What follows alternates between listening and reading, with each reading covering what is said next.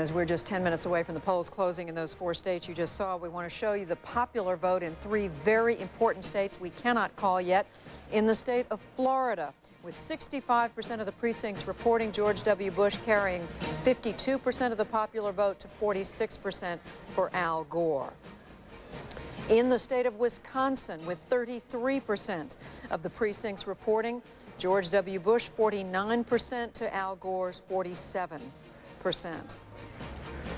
And in the state of Iowa, yet another state where we are not able to call the result, with 39% of the precincts reporting, look how close it is. 50% for Vice President Gore, 47% for George W. Bush.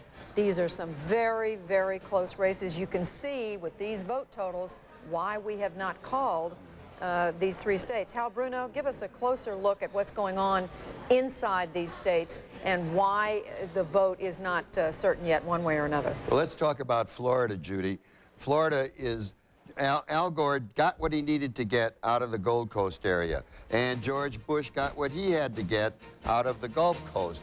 But what happened here is George Bush is getting a heavy vote out of Central and North Florida, also out here in the Panhandle. The thing that's making it so close, though, is the Tampa Bay area. That's the toss-up swing area, and both of them are doing well there. All right. I mean, it's remarkable. You can actually see when you draw those circles around the parts of the state how you get a much better idea of the kinds of things that we just heard Karl Rove with the Bush campaign talking about. Yeah, he made a very good point there when he said that, you know, the Panhandle out there in the West is on a different time zone. That's on Central Time, not on Eastern Time. And a lot of votes still had to come in from there. Now, it's not a heavily populated area. Where Bush is really getting his strength is from the Central Florida region. And that's the transplanted Midwesterners. All right. Hal Bruno, Bernard Shaw. We're going to check in now in New York State. Earlier, we declared Hillary Rodham Clinton the winner in New York Senate race. Let's check in there at Lazio headquarters, listen to what's going on. Deborah Fayerick is there also. Deborah, what's the latest? Hi there. Sorry, Bernie. As you can see, a big roar went up in this crowd. You would think that Lazio won. New York is playing. There are happy, smiling faces. There's a general enthusiasm here. Even Rick Lazio and his wife, unflappable. That smile that you saw throughout the campaign. He's waving to his fans. He's waving to the crowd. He's there standing with Mayor Giuliani, as well as New York Governor George Pataki. Lazio knew he was the underdog going into this race. The GOP leaders had asked him to step aside. He had wanted to get into this race much earlier, but you can see the man standing there to the right. Mayor Giuliani was the bigger political celebrity. And so Lazio didn't get into this race until 5.5 months ago. I don't know if you can hear me, but I'm sure you can hear what's going on behind me. Well, we can hear you. We don't know how much of a voice you're going to have in about 2 hours, but Deborah Fayerick in New York at Congressman Rick Lazio's headquarters. Earlier, CNN declared Hillary Rodham Clinton will become a senator from New York. Still to come on CNN's election night coverage, the Capitol gang. But at 11 p.m. Eastern Time, polls will be closing in California with 54 electoral votes, Hawaii, Oregon, and Washington. That and much, much more. Please stay with us.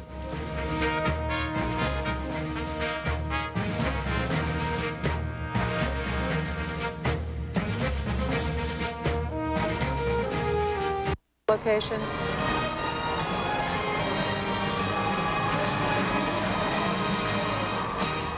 Live pictures from New York City, where Hillary Rodham Clinton celebrating with a few hundred of her closest friends. Up there, a very happy First Lady this night.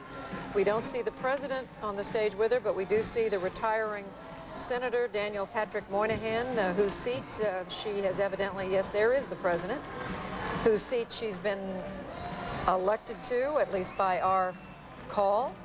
Their daughter, Chelsea. Chuck Schumer. Senator Chuck Schumer with her, who she helped a lot 2 years ago, and he helped her this time out.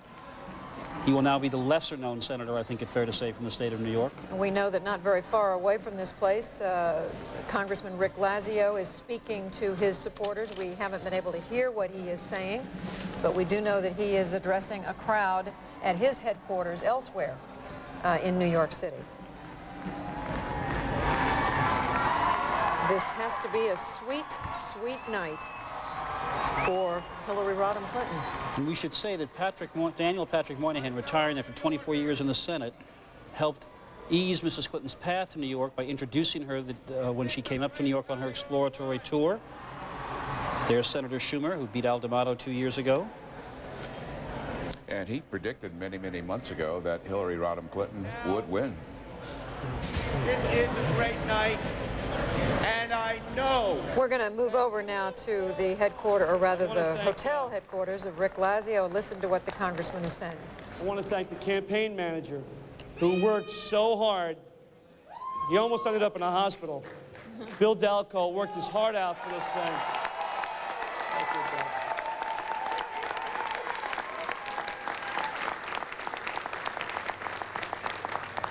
I want to thank two great leaders in our state. The first man who got into this race and worked hard throughout the campaign of these last few days, has knocked himself out. He's been a terrific friend to me. He's been an outstanding public servant and maybe the greatest governor our state has ever known, George Pataki. Thank you, George Pataki. And Libby as well.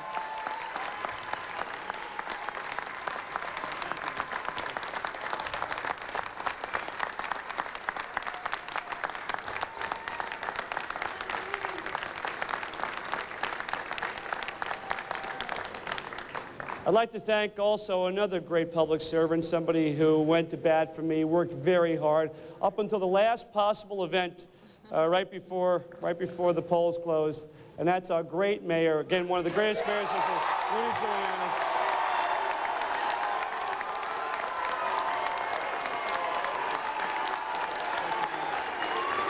Thank you.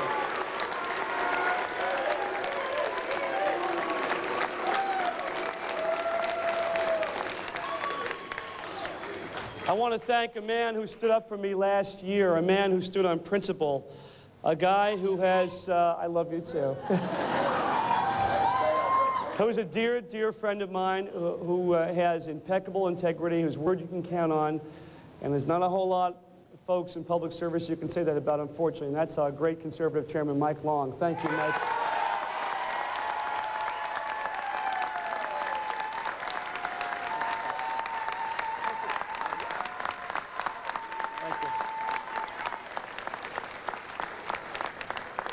And I want to thank our Republican Chairman, Bill Powers, for working so hard. Thank you, Bill. Thank you.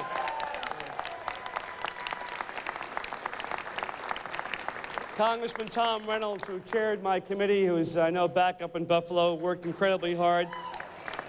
My great friend, Rob Portman, who many of you saw on the campaign trail. Congressman Amo Houghton. My brother-in-law, Mike Moriarty, for his hard work. Thank you.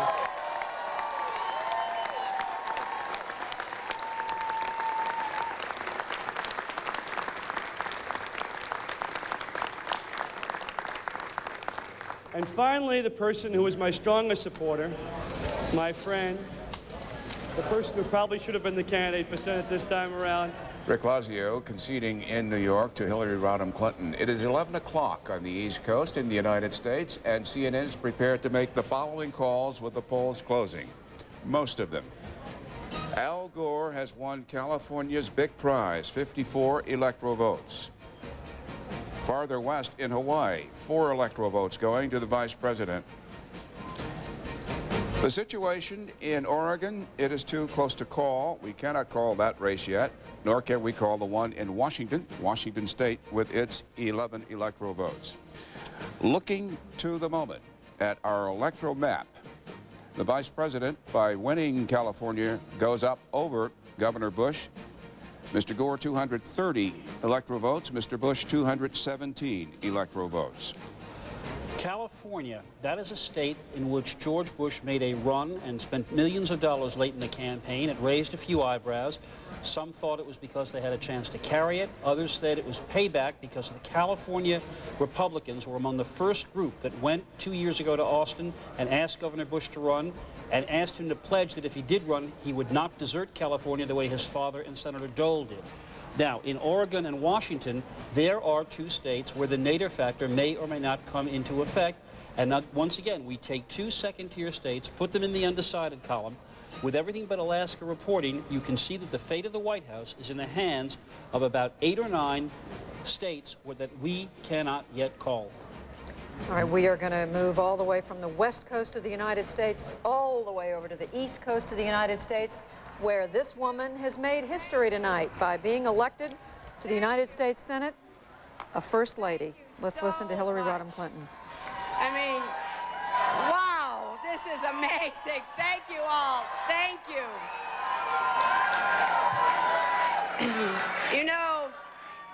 You know, we started this great effort on a sunny July morning in Pinder's Corner on Pat and Liz Moynihan's beautiful farm, and 62 counties, 16 months, 3 debates, 2 opponents, and 6 black pantsuits later, because of you, here we are.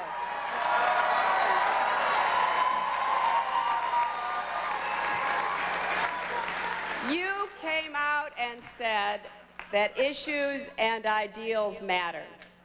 Jobs matter, downstate and upstate.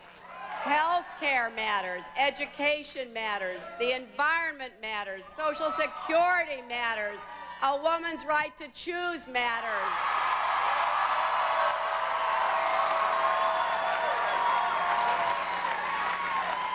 It all matters, and I just want to say from the bottom of my heart, thank you, New York.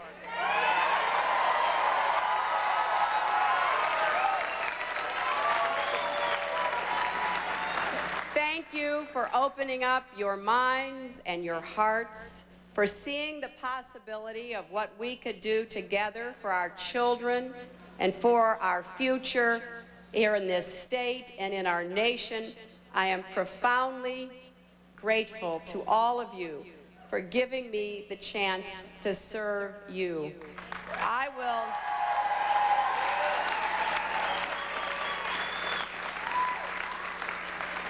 will do everything I can to be worthy of your faith and trust and to honor the powerful example of Senator Daniel Patrick Moynihan.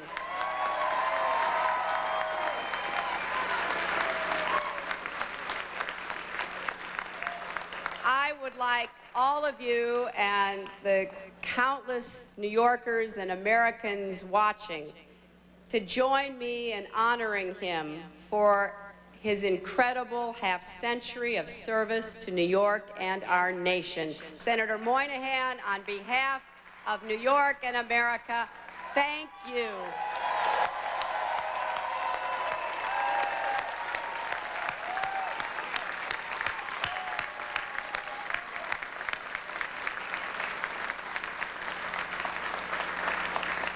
And I thank Chuck Schumer for his generous support and friendship. He has been and will be a great champion for the people of New York, and I very much look forward to fighting by his side in the United States Senate.